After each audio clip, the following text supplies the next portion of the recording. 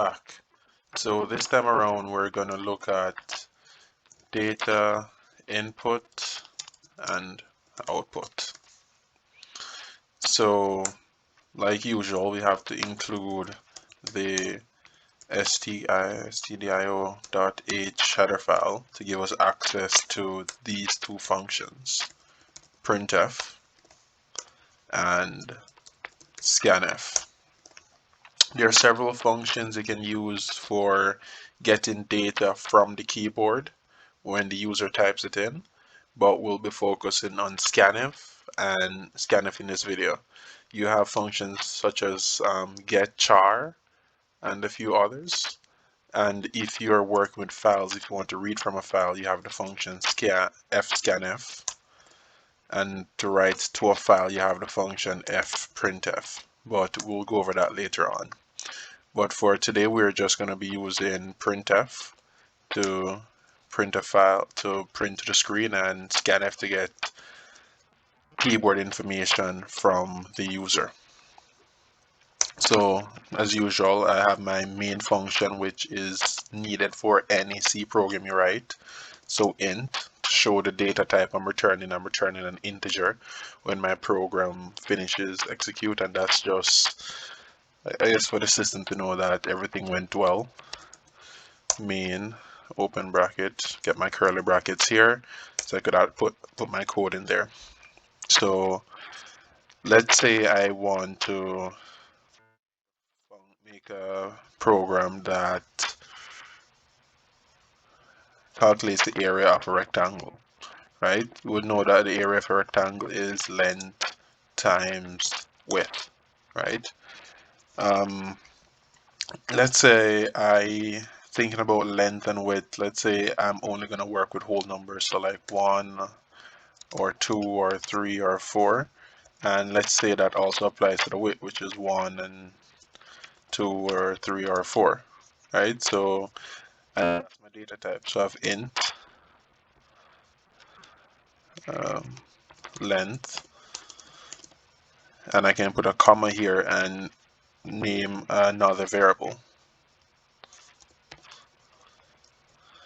So width.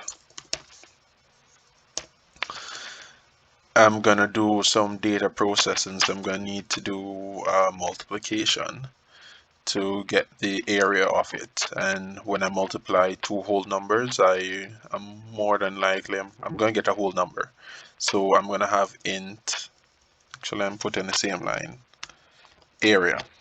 So that's gonna be the variable that's gonna hold the area. So let me start this off by having a printf statement. So when the person who runs the compiled code, run the application, I want them to see printf, and I'll tell them enter the length and width of a rectangle, right? Just so they know what this program does. And let me add in square brackets that you enter the length space width, just so they have an idea of how to enter that data. So in the printf, these double quotation marks, it will print exactly as you have it here. So it will print exactly what I put in the double quotation marks. The only exception to the rule are these, I guess, placeholder variables, which is %d to put an integer in the place right here, or %c for a character right here, or %f for a float. And that basically says that, and then I'd have variables here. So a for %d, and then d for %c, and then that's confusing. Let me just say variable d to take the place of %d, variable c to take the place of %c, and variable f. And what that basically does is, at this location %d, you will place whatever value is stored in d. At the place %c for character, it'll place whatever character is stored in the variable c. And at the place %f, it will place whatever is stored in F. We'll use that later on when we're printing the answer to the user. So I'll take out these right here. The next step now is to get the length and width from the user. So we're going to have scanf, and scanf, it has to be in double quotation marks. So I'm expecting integer, so %d for my placeholder, then a space between the two integers the user is going to enter, and %d for a second integer, sorry, common d.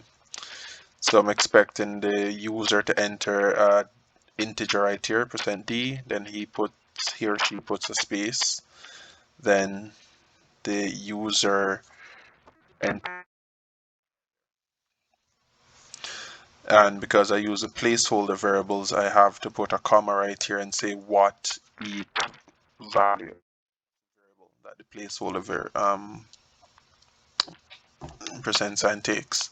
So right here it's length and then width. I think that's correct, yeah. So the first %d will take a value and put whatever it took into the variable length, and the second %d is going to take a variable and put whatever it took into the variable width. And just to remember this is very special for length and width. This is very when using it scan. You always have to put an %sign right there. Yeah, just remember to put this right here. The only exception to that is if you're using a string. If you had like char, asterisk, whatever variable name, when you use scanf, you can just put string and %s. Yeah, you know what? Let me add that in for the rest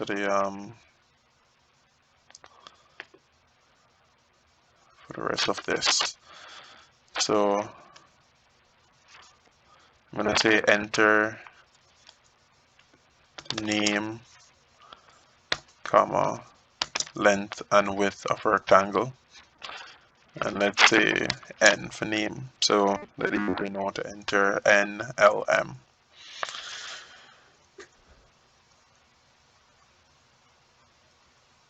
Okay.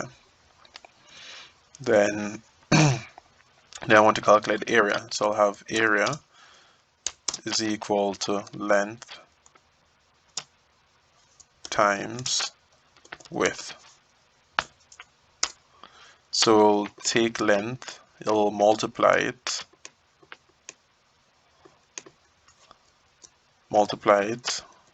with width, and then it'll store the answer in area, right? So then I want to print the result, printf. I'll say %s rectangle. So %s will be the name of the rectangle the user entered. Has an area of,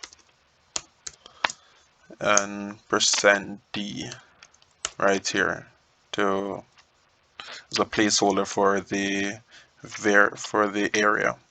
So then put my comma, and the first one will be string, comma, and that will be area is what I'm printing here.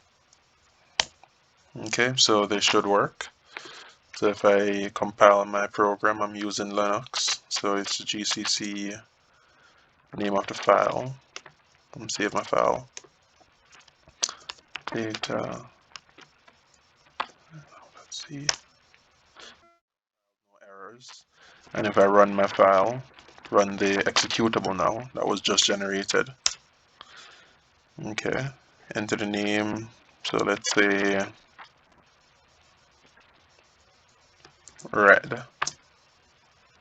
That's a weird name, but let's say red. 5 is the width and 5 is the length. And you see red rectangle has an area of 25, and that is the expected result. The one thing I would change is right here, there's another, I guess, exception to well, not really exception to the rule, but you could put a /n here and that would say new line. So I'll do exactly as you saw before, but it will print a new line character. And a new line character pushes everything to,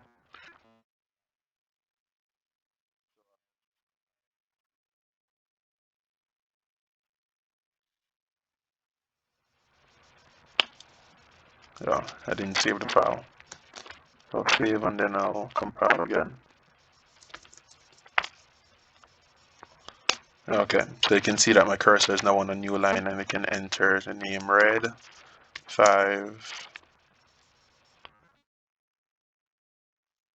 5 5, and you see it exactly as before, but everything's now on a new line, which is what I wanted. Thanks for watching.